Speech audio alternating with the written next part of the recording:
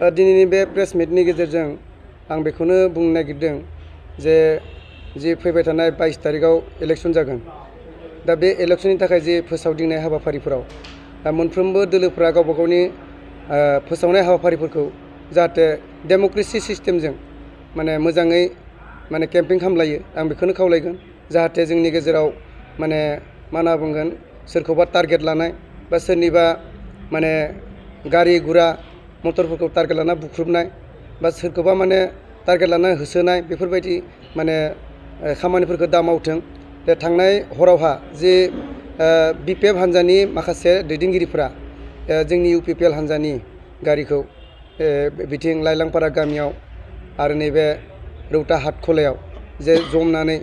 फैबाय थानाय लामानि गारिफोरखौ बिथांमोना माने अन्थाइजों बुख्रेबनाय गनजों माने बुनाय सोरखौबा जखम खालामनाय जों बेखौ बिराद दुखु मोनदों आरो बिथांमोनखौ जों मुगैदों निन्दा होदों दिनैनि नैबे प्रेस मिटनि गेजेरजों। आरो दिनैनि प्रेस मिटनि गेजेरजों आङो जोंनि रौता ओनसोलनि बिखेखकै गासिबो लाइमोनफोरखौ आं खावलायनो सानदों जाहाथे मोनाबिलि समाव बा जोंनि बे इलेक्सन बोथोराव गाज्रि मुवा जेनेबा जौफोरखौ लोंनायखौ बन्द' खालामनांगौ। बेफोर जाथाया आं मिथिना मोन्दों बिथांमोना मोनानि समाव जौ लोंनानै बांद्राय जौ लोंनानै फेनानै माने बेबायदि खामानिखौ मावदों आं बेखौ मिथिना मोन्दों दिनै। जाहाथे बेफोरनिफ्राय गोजानाव थानांगौ जाहाथे जोंनि जेनेरेसना मोजां माने लामाजों थांथों आं बेखौ खावलायदों। जाहाथे बेफोरबायदिनिफ्राय जों गोजानाव थानांगौ जाहाथे इलेक्सनखौ जों इलेक्सन हिसाबै लानांगौ जाहाथे जों मोजाङै डेम'क्रेसि भाबै जोङो इलेक्सनखौ फोसावनानै जाय बिजाथिखौ मोजां मोनो रायजो राजाफ्रा बे बिजाथिखौसो सायख'गोन। बेवहा जोंनि माने मावथिफोरनि गेजेरावहा माने गाज्रि मोनलायनाय सोरखौबा माने टारगेट खालामलायनाय बेबायदि हाबाफारिनिफ्राय गोजानाव थानो थाखाय आं रौता समस्तिनि जानानै गासिबो दैदेनगिरि नोंथांमोनखौ आरो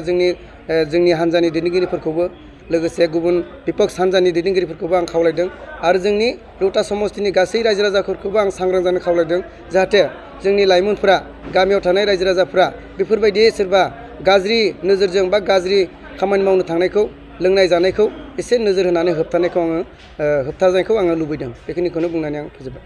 नमस्कार, दिनै जोङो रौता समस्ति UPPL नि जानानै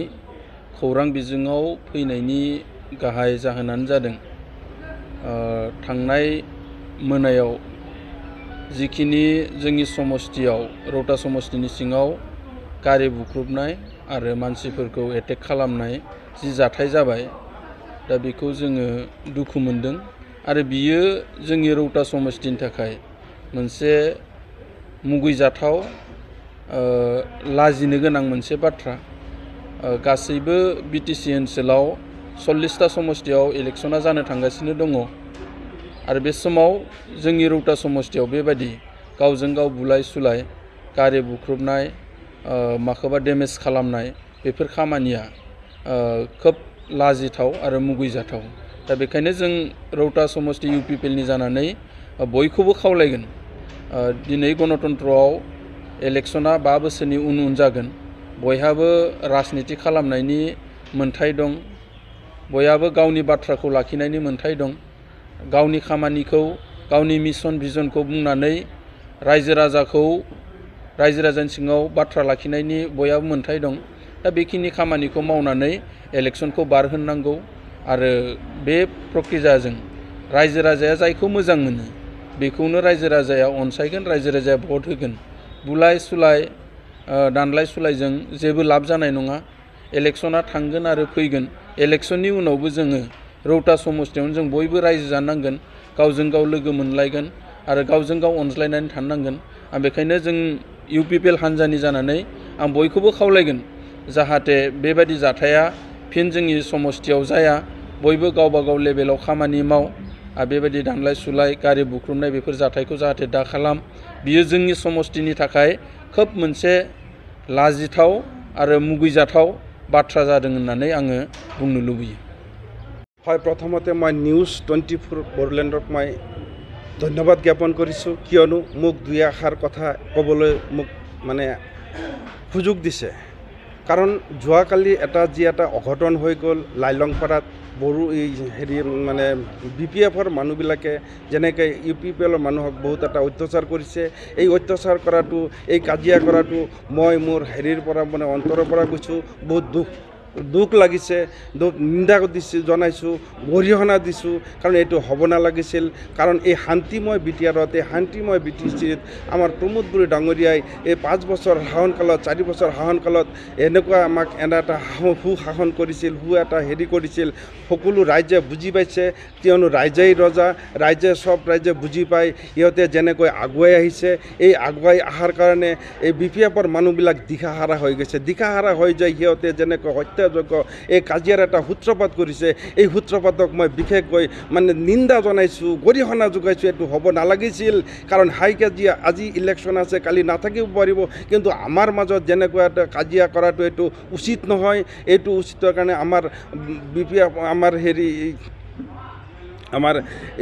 ৰাইজ বহুত এইটো নিন্দা জনাইছে এইটো হ'ব নালাগিছিল আৰু আগলৈকে যাতে এইটো নহয় আগন্তুক যিহেতু 22 তাৰিখে আমাৰ ইলেকশ্যন আছে এই ইলেকশ্যনত যাতে শান্তিপ্ৰিয় হিচাপে আমি যাতে কেম্পেইনিং কৰিব পাৰোঁ আমি যাতে আমাৰ দলীয় কাম কাজবিলাক চলাই লৈ যাব পাৰোঁ তাৰ কাৰণে মই সকলো ৰাইজক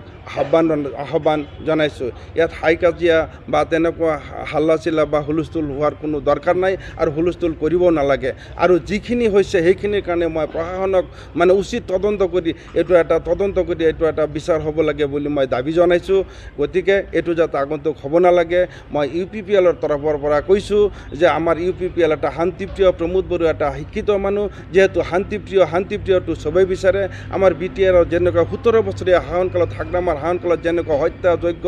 মানুহৰ ঘৰ দুৱাৰ ভাঙি যেনেকুৱা হত্যাযোগ্য লীলা চলাইছিল ঘৰ দুৱাৰ ভাঙচুৰ কৰিছিল কিন্তু সেই বস্তুটো আমাৰ এই 5 বছৰীয়া শাসনকালত সেই বস্তুটো হোৱা